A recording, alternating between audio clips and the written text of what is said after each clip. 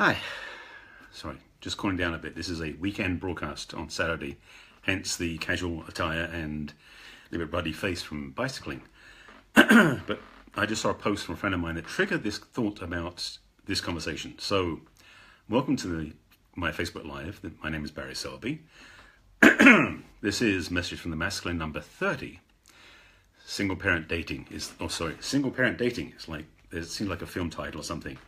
Anyway, I want to bring this topic up because of literally I saw a friend's post and the challenge she's dealing with, and I want out her.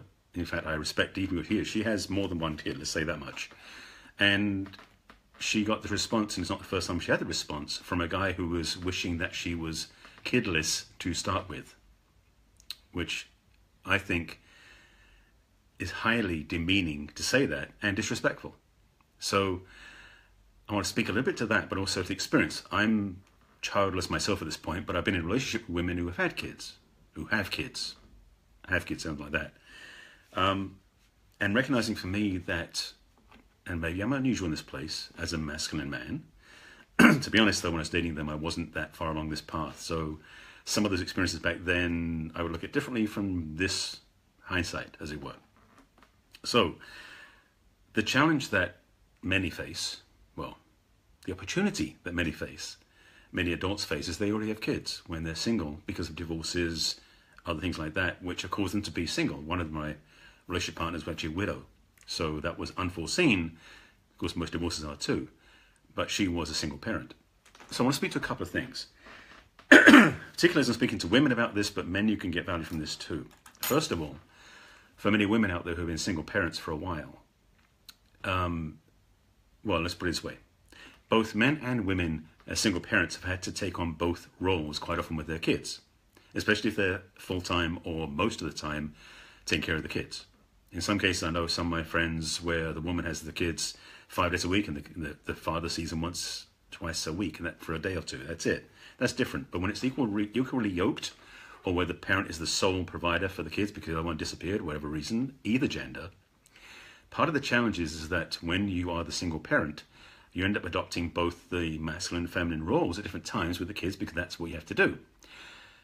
The challenge is, or the opportunity that I said it was, is how to be aware of that. So when you do go on dates, you can remember to inhabit your authentic nature.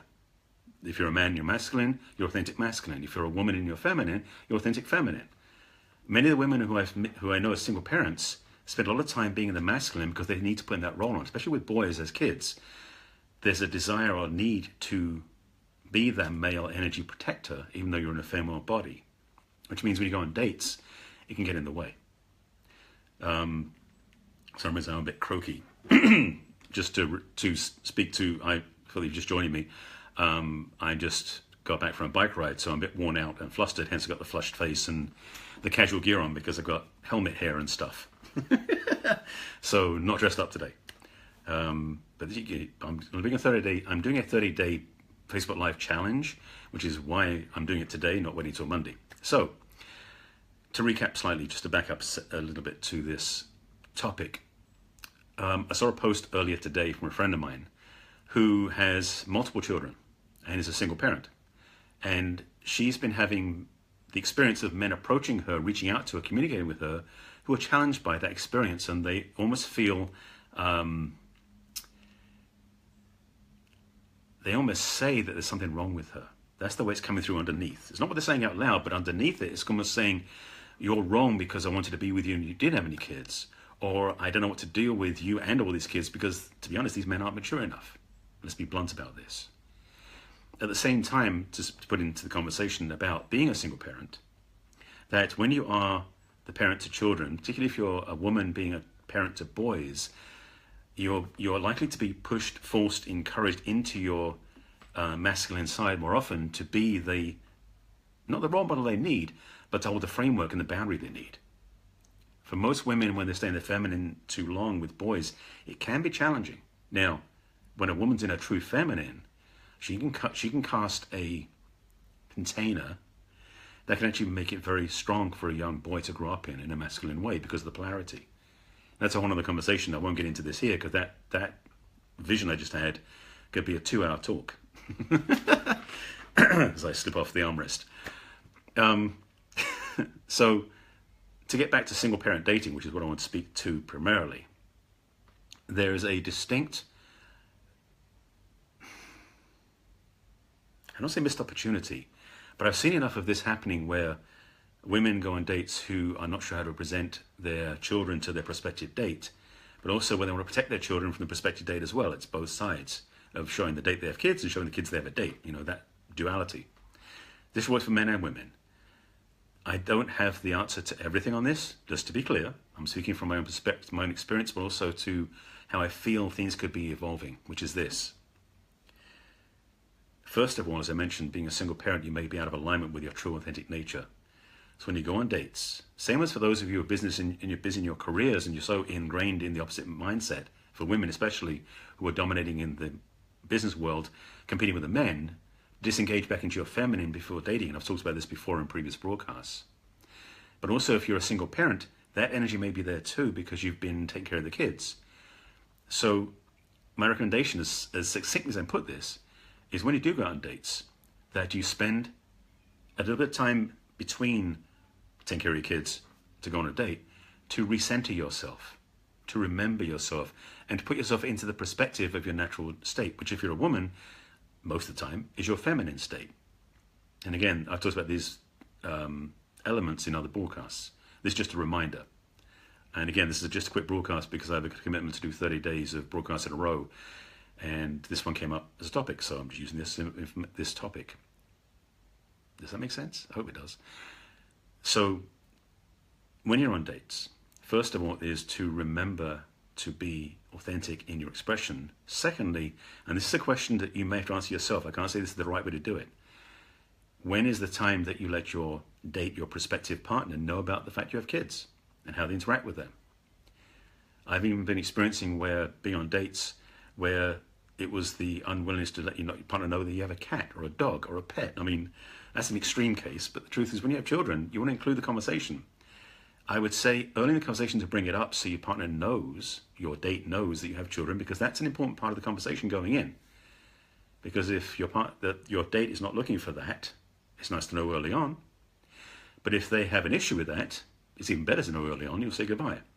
But if they have kids too, I mean, blending families, everything else, that's another topic which I won't bring up here because, again, it's not my knowledge area, but it may come up in a conversation down the road. But I really want to speak to the women again. This is mostly talks for women. That's why it's messages from the masculine, not messages to the masculine. It's messages from the masculine to inspire the feminine heart. So ladies out there who are watching this in particular, I really want to speak to or remind you or say to you that when you're on dates, when you go out, don't hide the fact you have children, but also don't put it in their face. It's a balance, I understand. Because the thing is, if you're hiding it from them, but then you get a call from the babysitter because you have to go home and take care of the kids, that's going to be a shock to the partner, to your date. So it's good to tell them. But also to frame it in truth and authenticity. Don't hide them, don't be ashamed of them. But also find that balance. I guess is where I come from. When you introduce your date to your children, this is a question that I could throw some ideas in the ring. Having had this experience in the past, in my own relationship dating experience, the boundary at which you create that level of safety, and this is the context also, which I'm not going to get into here, but where do you call it moving from date to relationship with the person? Is it when you go out a certain number of times? Is it when you sleep together? Is it when you've been away together? Whatever that is for you, I would say that's the point at which you then introduce them to the children, because you've opened up a certain space in the relationship for that to happen. So I'm going to leave it like that. This was basically meant to be a brief broadcast, just to speak to this for those of you who have kids, especially if they're not yet on their own out in the world. It's part of the conversation. So when you're out in romance, dating, relationships, don't hide them. Be willing to express and let them know about them, because that's an important part of who you are. And if you've watched a broadcast before, I'm very passionate about you being authentic and owning your space. So to hide that would be not being authentic. Clear enough? Okay. My voice is already thrown out. I was bike riding earlier, and to be honest, I had to do some yelling to clear traffic to get through the bike lane. Holiday weekend, stuff like that. Hence my casual attire, and hence my slightly raspy throat. That seems odd. Anyway, thanks for watching. This is number 30 in a series of broadcasts. This is a lighter topic in a way, but it was inspired by a friend's post.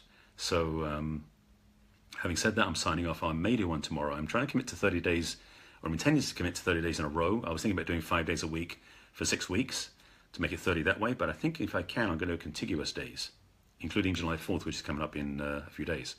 So if you don't watch any more broadcasts between now and then, happy Independence Day. If you're Canadian, happy Independence Day, happy Canada Day. And we're back again probably tomorrow.